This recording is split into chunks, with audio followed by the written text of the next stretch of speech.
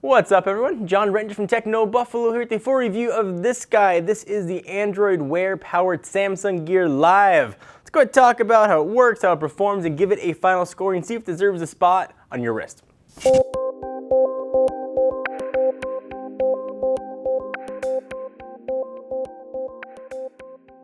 So as I do with all my reviews, let me give a disclaimer. I use this as my daily smartwatch for 5 days. So this is not a full demo of Android Wear. Mark did a full demonstration on how it works. I'll put that link down below if you want to sort of get in more detail about how to actually go through the OS. I'm gonna break this review up into two parts. What I like, what I don't like, and then give it a final score because I'm a positive person.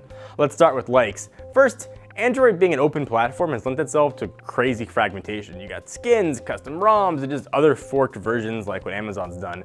And all kind of creates potentially totally different user experiences depending on what device you are using. If you use HTC or Samsung, it could look totally different. Not so with Android Wear. No fragmentation is always going to look the same. There are different APIs manufacturers can get access to, like heart rate monitors and things like that, but the core OS is always going to look the same, and I really, really like that. So no matter what Android Wear device you pick up, it's gonna be the exact same experience all the way across it. So I think Samsung makes some of the best screens going, and their AMOLED technology is totally top of the industry, and I'm really happy to see it here as well. The 320 by 320 resolution on its 1.63 inch screen never felt small, and I think that it really looked great indoors.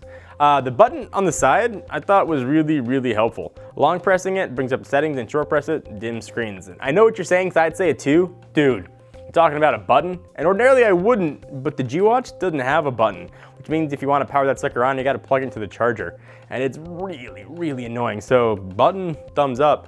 I like that it's IP67, dust and water resistance. That was kind of nice. My son is teething like crazy and it survived like some serious just gum rubbing without any issue. I didn't take it in the shower, but washing my hands and that kind of stuff, never any issue at all. The mic on this too, and subsequently Google Now, was super accurate. And it got my voice right almost every single time, even with ambient noise in the background, the baby screaming, with people talking to me. It got really everything almost all the time. I was worried it was gonna feel a little bit heavy, but it felt really nice on my wrist. It's kind of a perfect weight, I think, coming in at 59 grams. I was worried that also might feel a bit underpowered, but never felt underpowered at all. Everything I threw at it handled great, never lagged at all. So don't worry about power with its sort of 1.2, 1.3 gigahertz processor inside. And if it seems like I'm reaching for positives here, talking about buttons and that kind of stuff, there's definitely a reason for that. Let's get to the list of dislikes now. So I feel like Android Wear devices should have gone the same way as Google Glass and had a public beta tag associated with them. This, in a lot of ways, feels like a very public beta. And as they stand right now, it's really hard to see the utility on Android Wear. Before everybody jumps down my throat, I get the app support isn't there yet. And when it is, the device is gonna do way more. But right now, about a week or so after launch, it's really hard to recommend. So let's start with what it's supposed to do great, Google Now. So if you just wanted to view cards and emails, it works. If that's what you're looking for, and that's all you want from a smartwatch, jump in, no problem at all. It's gonna do exactly what you need. When it comes to interacting with Google Now and getting more info, it's a totally different story. Asking it to do a search for you, prompts you to open the results on your phone. If you aren't setting an alarm or reminder, it's mostly just go and ask you to take out your phone anyway, and that's kind of the whole point of this, is to make you not have to take out your phone.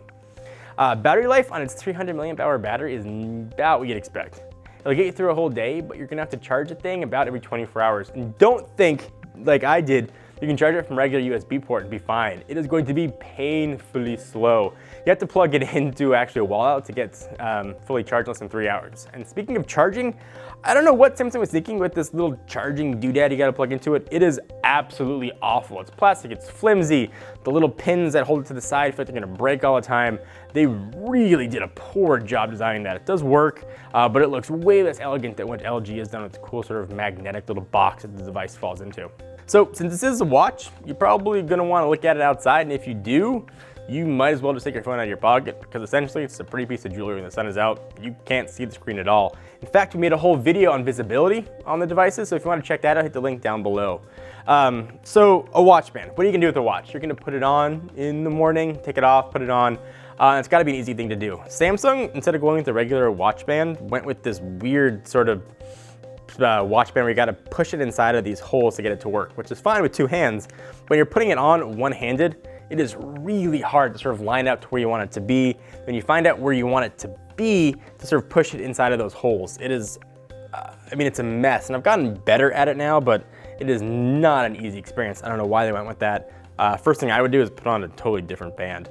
On the back of it though, it's also got a heart rate monitor, which works, but it's only good when you're standing still, which kind of defeats the purpose of a heart rate monitor. If you want to be on the treadmill and see your heart rate, while you're jumping up and down, it's not really going to work for you, so keep that in mind. So the big thing for me is when you can say a device like the Gear 2 has more practical applications right now, you've got a problem in the tech world. Is it worth the $200? For me, not right now. But if you believe it'll have developer support or you want Google Now notifications on your wrist, then go for it. Just know what you're getting into going into it. If you're expecting more than what you get with the Pebble, as it stands now, I think you're going to be disappointed. So this gets, on the Techno Buffalo score, a rather disappointing 5.5. It's got a ton of potential. Platform I think can do a lot, much like Google Glass, but it doesn't do a lot right now. If something happens, new apps come out, we'll update our review. But as this stands, in sort of middle of July 2014, Samsung Gear Live gets a 5.5, and rather disappointing score. I'm hopeful that more things are going to come. I'm excited to see what else Android Wear is going to do, but man, it's going to go back in the drawer for a while. Thank you guys for watching. Please subscribe right here to be the first ones to know whenever new videos get uploaded. We got a ton of stuff. We do phones, tablets, cars, anything that has to do with consumer electronics that has to be plugged in or uses batteries, we review.